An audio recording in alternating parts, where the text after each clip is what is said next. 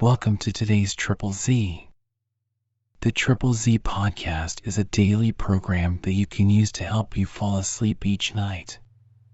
Just turn down the volume, lay back, relax, and enjoy as you fall asleep. The Life and Achievements of Don Quixote de la Mancha is a Spanish epic novel by Miguel de Cervantes. Originally published in two parts, in 1605 and 1615, its full title is The Ingenious Gentleman Don Quixote of La Mancha. A founding work of Western literature, it is often labeled as the first modern novel and one of the greatest works ever written. Don Quixote is also one of the most translated books in the world. If you enjoy our program, please be sure to write us a review on your podcast platform and share us with a friend. You both might sleep just a little better at night. Our website is Triple Z, that's 3zs.media. You can also like and share our content on Facebook or our Instagram account ZZZ Media Podcast. Music for today's episode was provided by the Sleep Channel on Spotify. Chapter 24.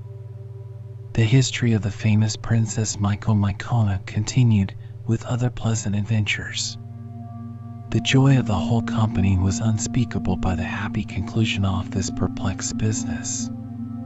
Dorothea, Cardenio, and Lucinda thought the sudden change of their affairs too surprising to be real, and could hardly be induced to believe their happiness. Fernando thanked heaven 1,000 times for having led him out of a labyrinth in which his honor and virtue were like to have been lost.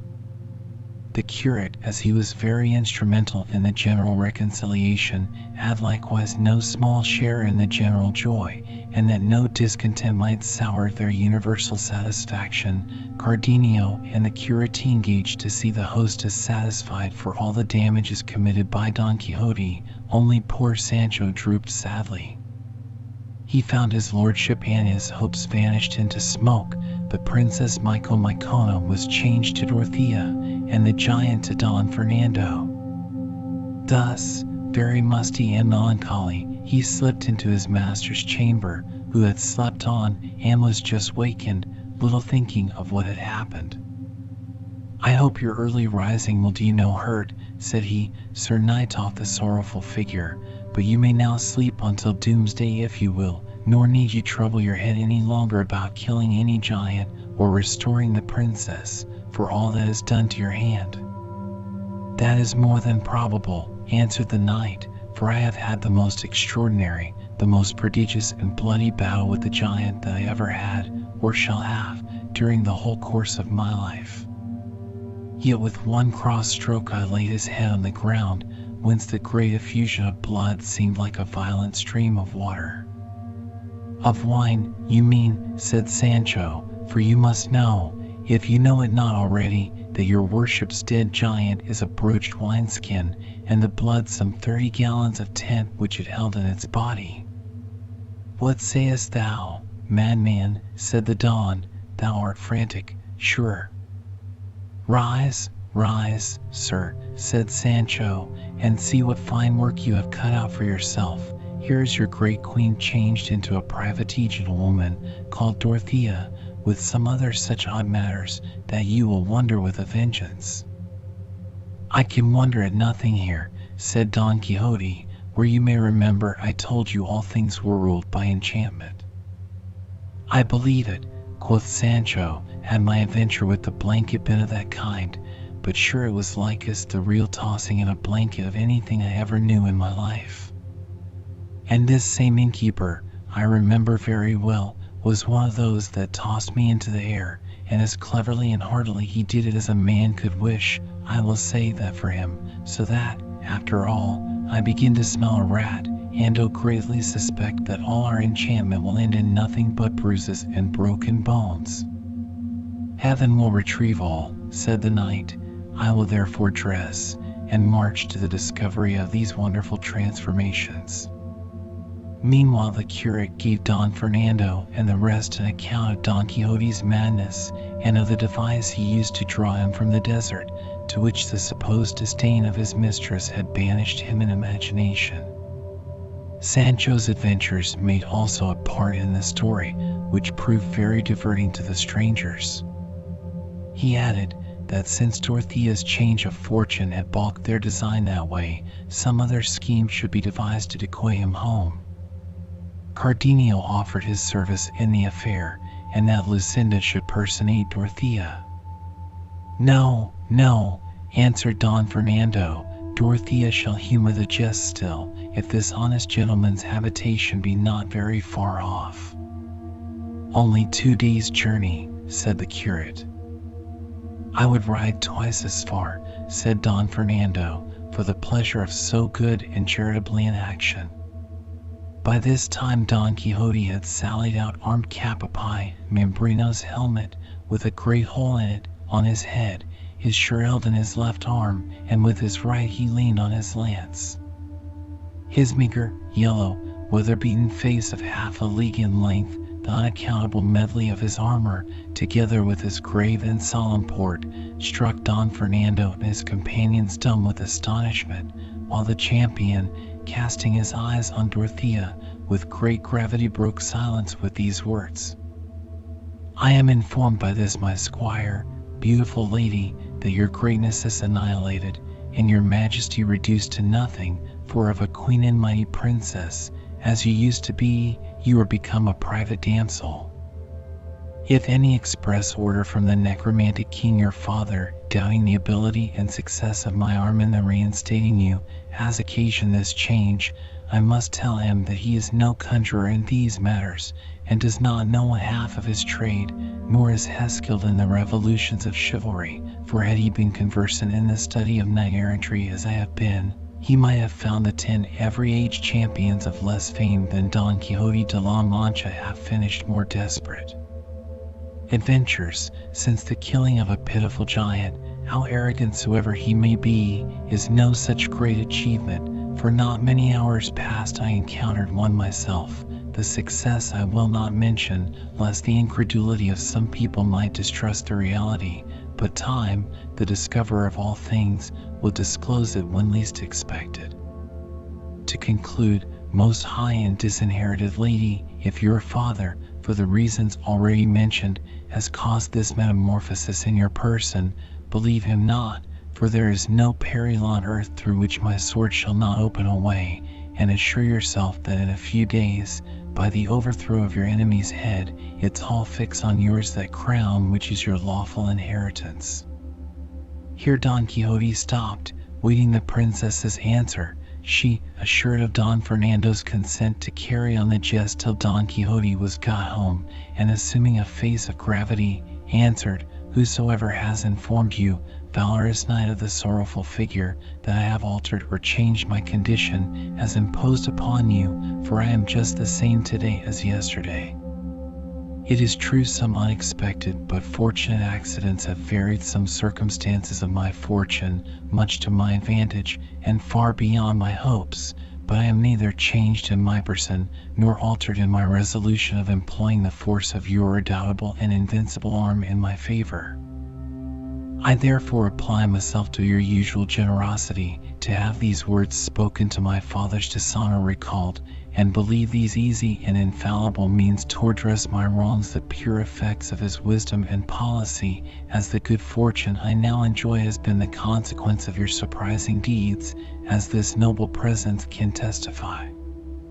What should hinder us, then, from setting forward tomorrow morning, depending for a happy and successful conclusion on the will of heaven and the power of your unparalleled courage?"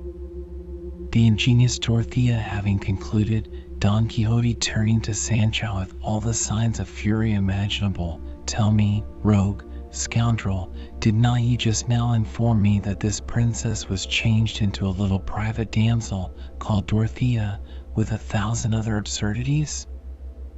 I vow I have a mind so to use thee, as to make thee appear a miserable example to all succeeding squires that shall Dorito tell a knight-errant a lie."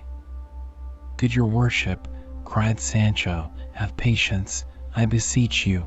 Mayhap I am mistaken or so, about my lady Princess Mycone is concerned there, but that the giant's head came off the wineskin shoulders, and that the blood was as good tent as ever was tipped over tongue, I will take my oath on it, for are not the skins all hacked and slashed within there at your bed's head, and the wine all in a puddle in your chamber?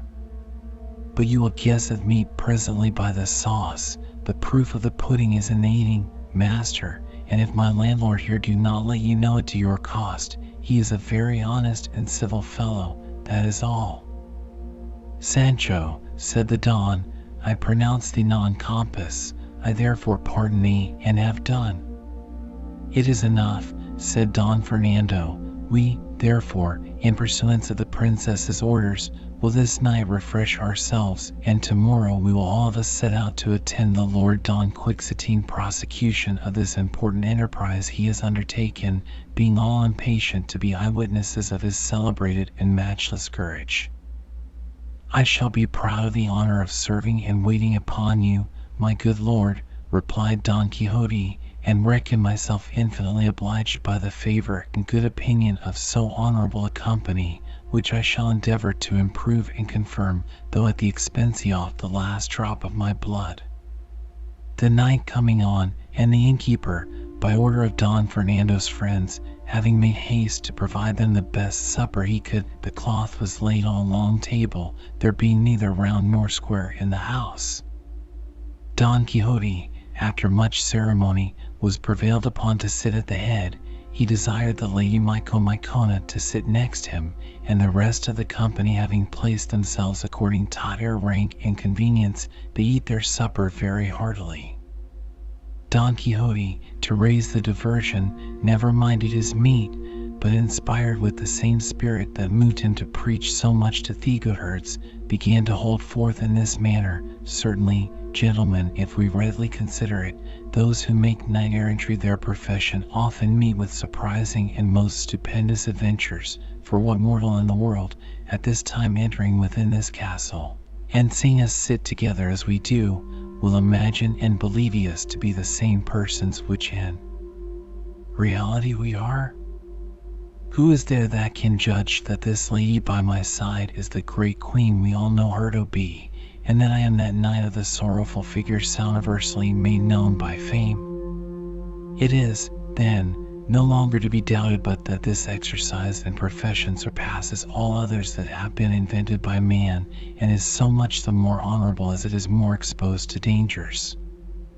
Let none presume to tell me that the pen is preferable to the sword. This may be ascertained by regarding the end and object each of them aims at, for that intention is to be most valued which makes the noblest end its object.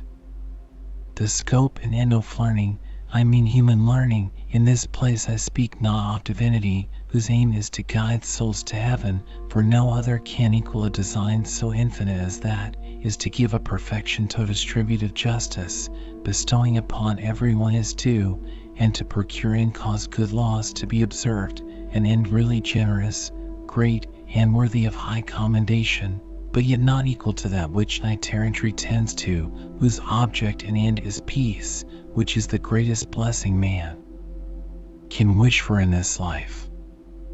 And, therefore, the first good news that the world received was that which the angels brought in the night, the beginning of our day, when they sang in the air, Glory to God on high, peace on earth, and to men goodwill.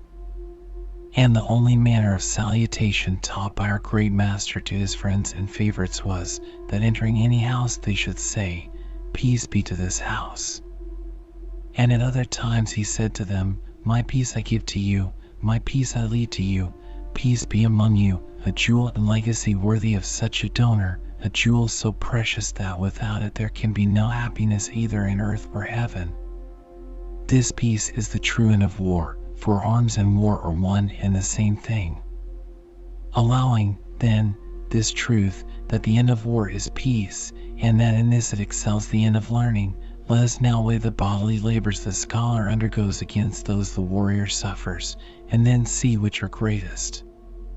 The method and language Don Quixote used in delivering himself were such, that none of his hearers at that time looked upon him as a madman, but on the contrary, most of them being gentlemen to whom the use of arms properly appertains, they gave him a willing attention, and he proceeded in this manner. These, then, I say, are the sufferings and hardships a scholar endures.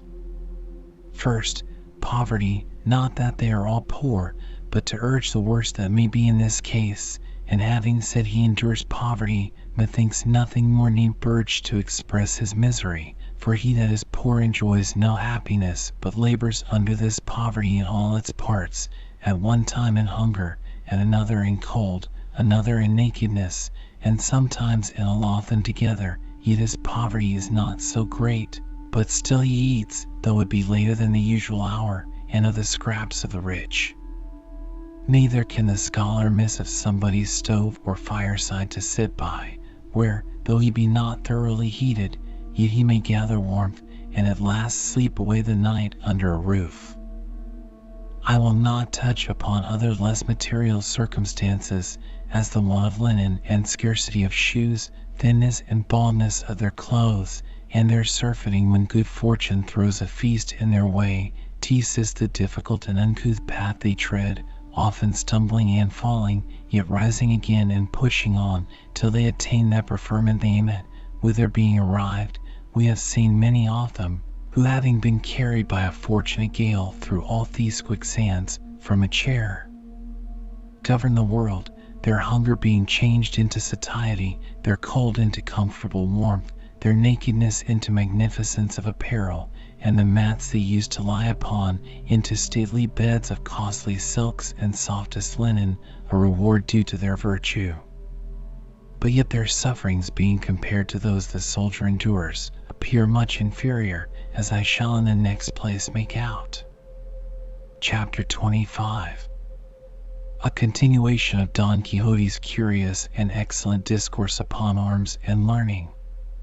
Since, speaking of the scholar, we began with his poverty and its several parts, continued Don Quixote, let us now observe whether the soldier be any richer than he, and we shall find that poverty itself is not poorer, for he depends on his miserable pay, which he receives but seldom, or perhaps never, or else on that he makes by marauding with the hazard of his life and trouble of his conscience.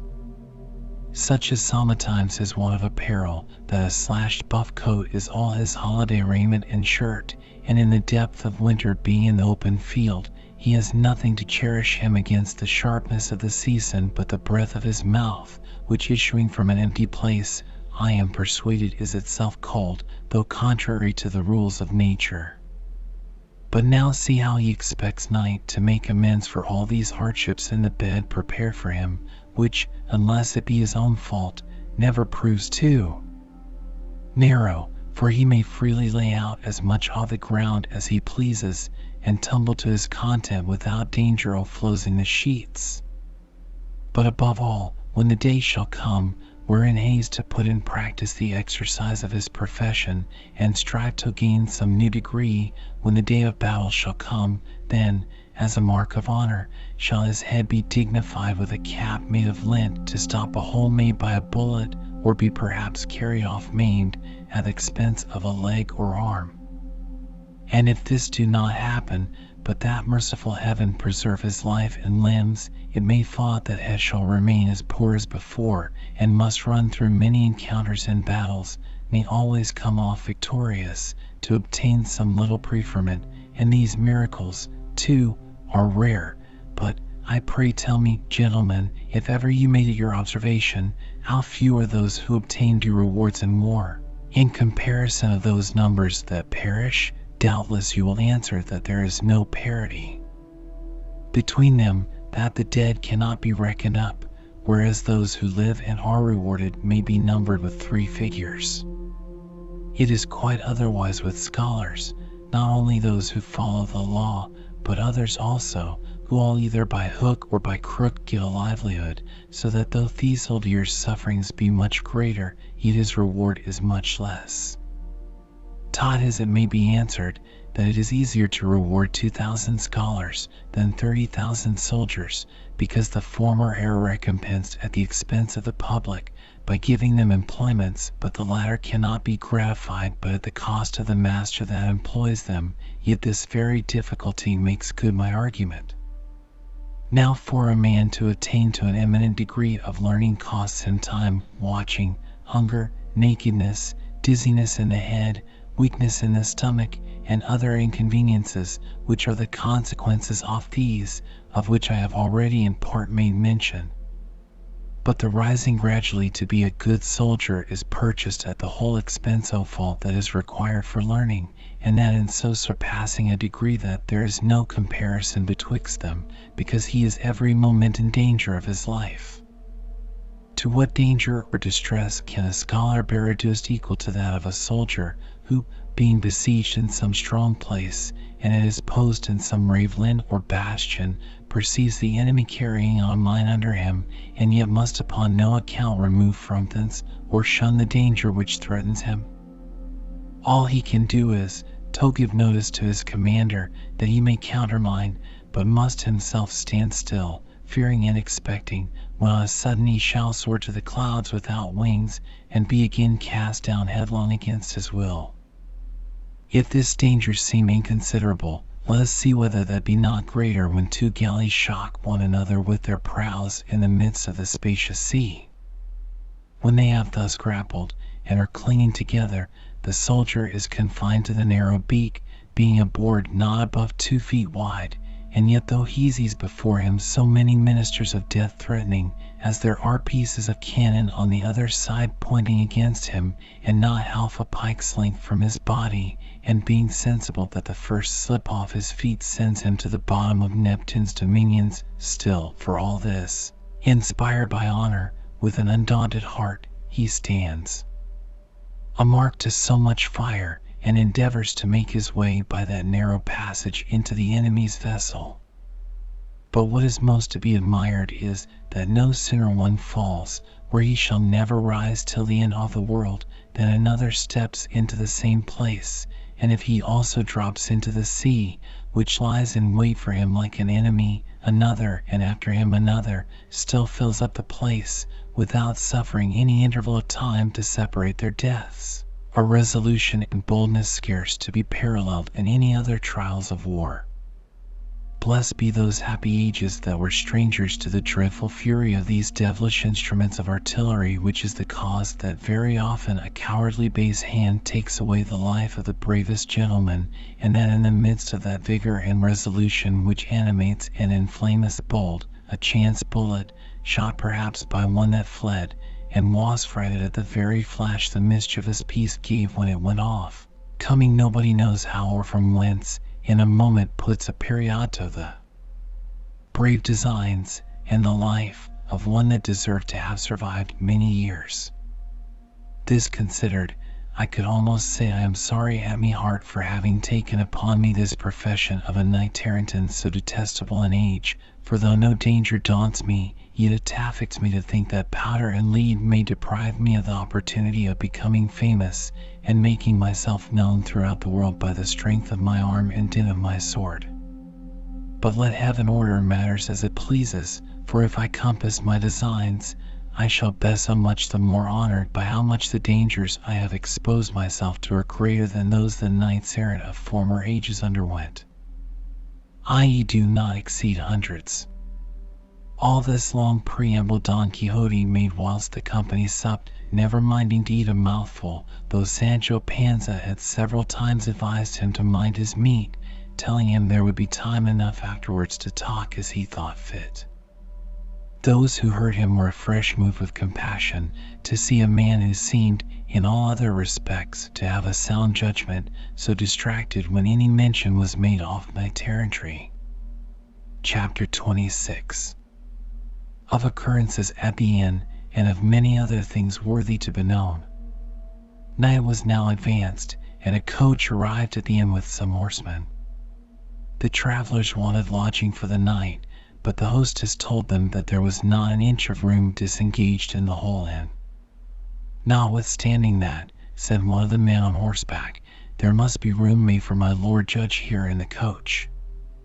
On hearing this, the hostess was disturbed and said, "Sir, the truth is, he have no bed, but if his worship, my Lord Judge, brings one with him, let him enter in God's name, for I and my husband will quit our own chamber to accommodate his honor."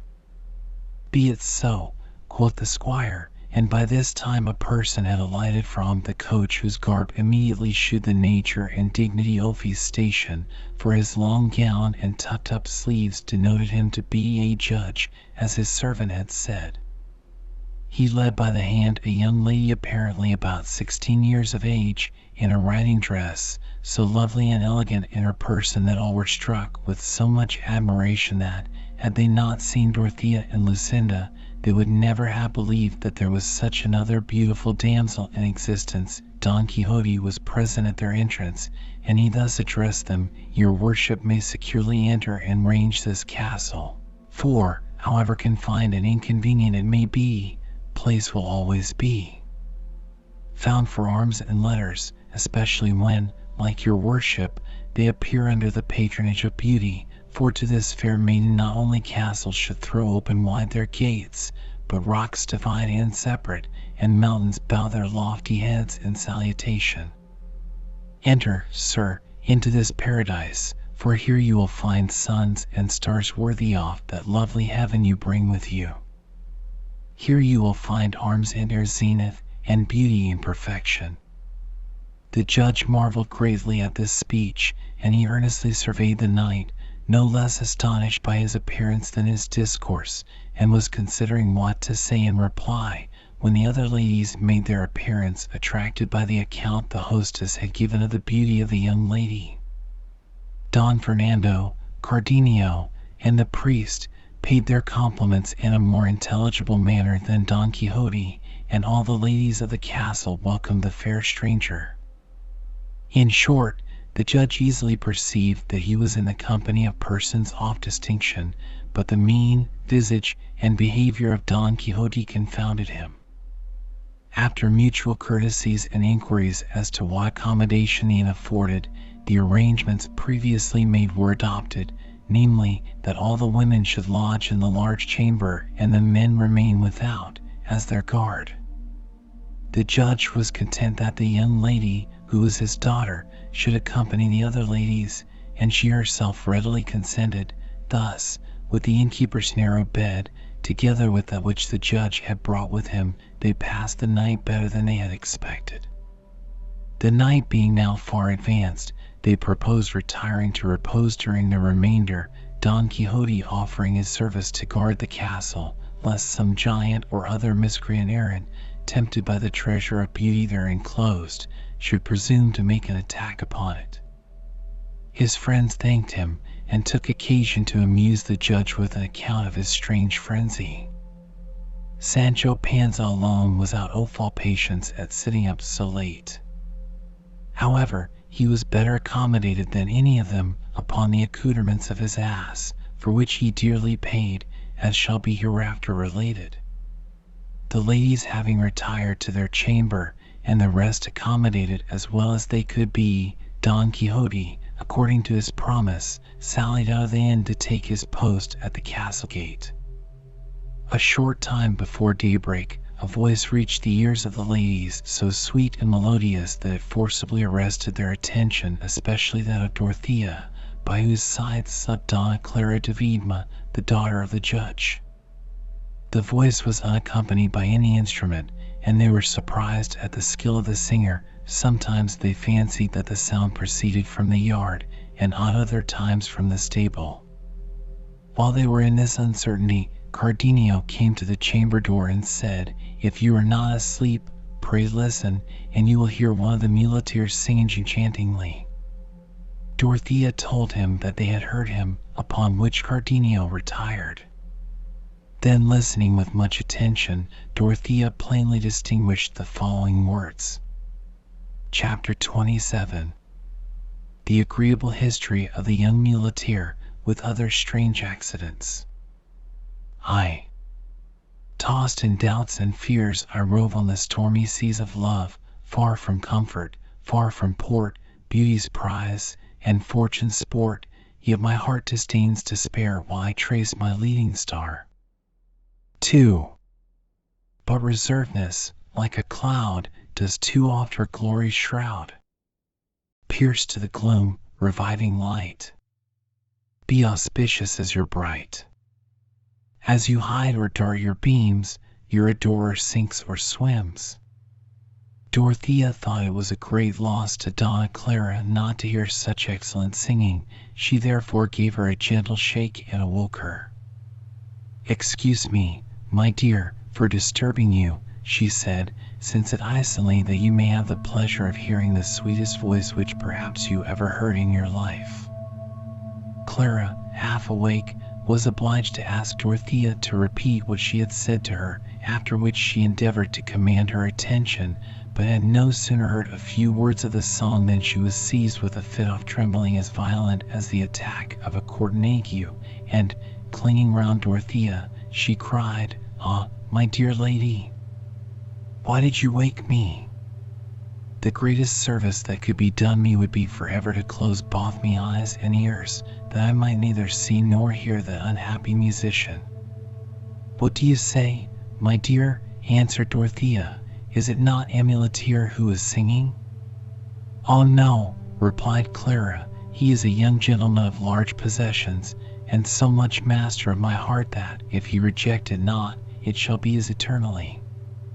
Dorothea was surprised at the passionate expressions of the girl, which she would not have expected from one of her tender years.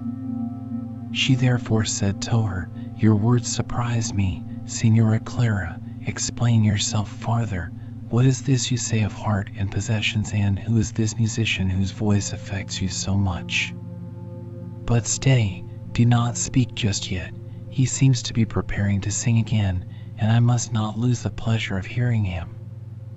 Clara, however, stopped her own ears with both hands, to Dorothea's great surprise, who listened very attentively to the music.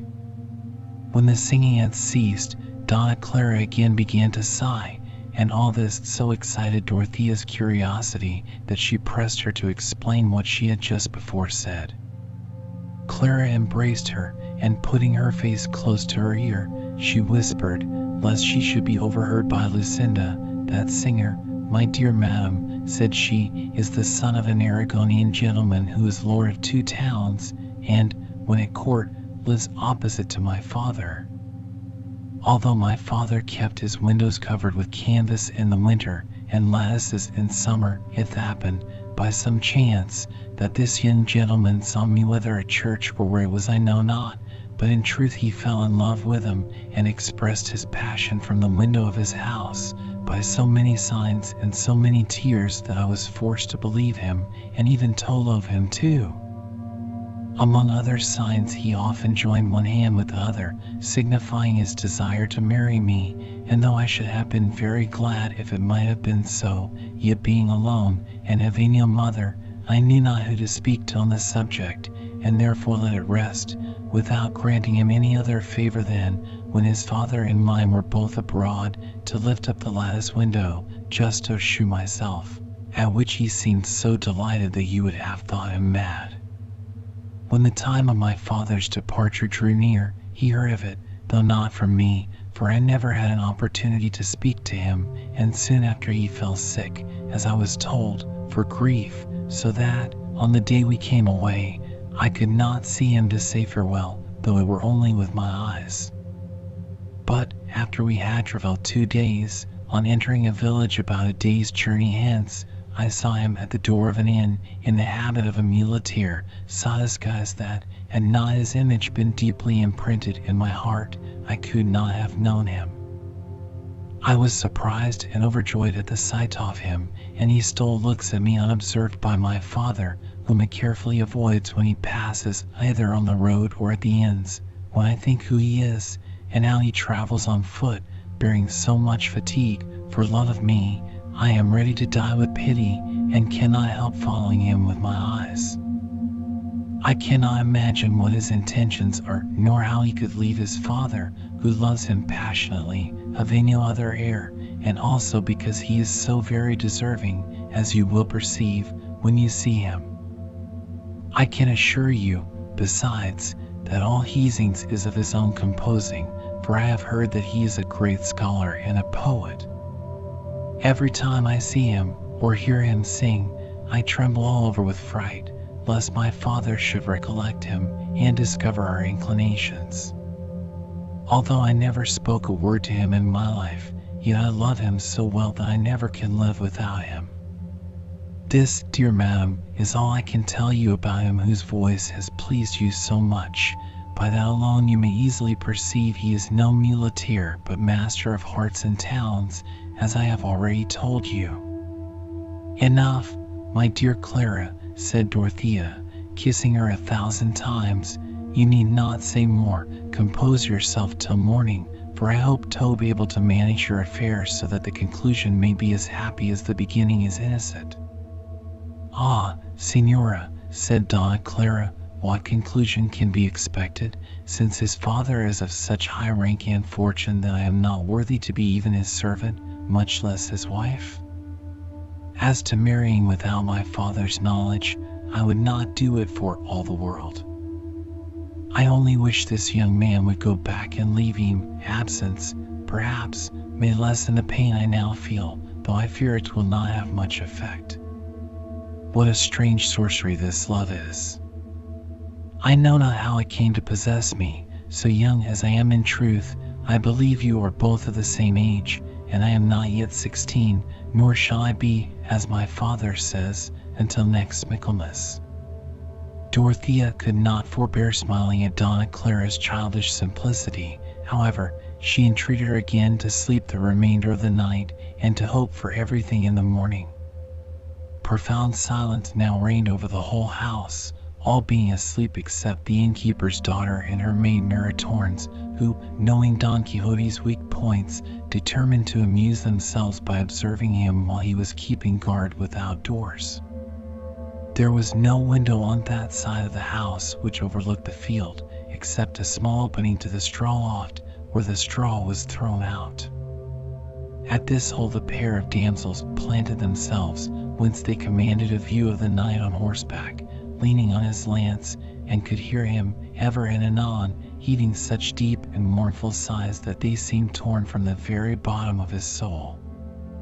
They could also distinguish words, uttered in a soft, soothing, amorous tone, such as, "O my lady Dulcinea del Toboso," perfection of all beauty, quintessence of discretion, treasury of wit, and pledge of modesty. What may now Bethy's sweet employment? Art thou, peradventure, thinking of thy captive knight, who voluntarily exposes himself to so many perils and toils for thy sake? O thou luminary, bring me swift tidings of her. Perhaps thou art now gazing at her, envious of her beauty, as she walks through some gallery of her sumptuous palace, or leans over some balcony, considering how she may, without offense to her virtue and dignity, assuage the torment which this poor afflicted heart of mine endures for her. Or meditating on what glory she shall bestow on my sufferings, what solace to my cares, or recompense to my long services. While the knight thus employed himself, for men on horseback came up to the inn, well appointed and accoutred, with carbines hanging on their saddle-bows. Not finding the inn door open, they called aloud, and knocked very hard, upon which Don Quixote cried out from the place where he stood sentinel, in a loud and imperious tone, "Knights, or squires, or whoever ye are, desist from knocking at the gate of this castle, for at this early hour its inmates are doubtless sleeping. At least they are not accustomed to open the gates of their fortress until the sun has spread his beams over the whole horizon. Retire therefore until daylight shall inform us whether it be proper to admit you or not." "What kind of a fortress or castle is this," quoth one of them, "that we are obliged to observe all this ceremony? If you are the innkeeper, make somebody open the door, for we are travelers, and only want to bay our horses, and go on, as we're in haste." "What say ye, sirs, do I look like an innkeeper?" said Don Quixote. "I know not what you look like," answered the other, Booty, I'm sure you talk preposterously to call this a castle.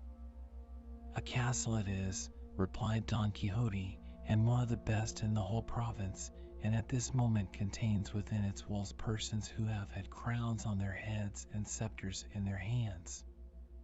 You had better have said the reverse, quoth the traveller, the scepter on the head, and the crown in the hand, but perhaps some company off-strolling players are here, who frequently wear such things. This isn't a place for any other sort of crowned heads. Your ignorance must be great, replied Don Quixote, if you know not that such events are very common in chivalry. The other horseman, impatient at the dialogue, repeated his knocks with so much violence that he roused not only the host, but all the company in the house.